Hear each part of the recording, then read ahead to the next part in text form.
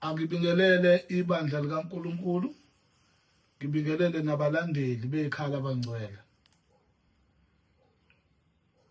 Imihla yonke sihlale sicabanga ngokuthi ikuphi esizobaphathela khona abalandeli bekhaya abangcwele.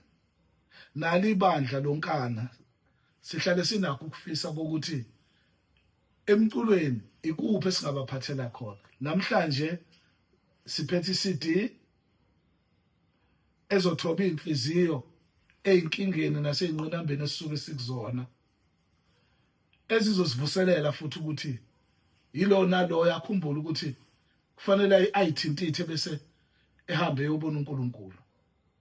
iCD u110 rand, iUSB u150. Singathokoza kakhulu ke uma ngase nisilekelele bafowethu, nathi sibe nomdlandla ukuthi sibuye siphindele siyokwenza njengenjwayelo. Siyabonga kakhulu ukuthi sibe nani ngoba siyazi ukuthi ngeke nisicekele phansi, ngeke futhi nisiyekelele, nizosilekelela kulomshikashika wethu. Ngithi ke uNkulunkulu azanibusise. Ningalibali iCD entsha ethi mangizise kuwe Nkosi u110 rand. Kanjalo futhi neUSB sesinayo futhi namhlanje u150 rand.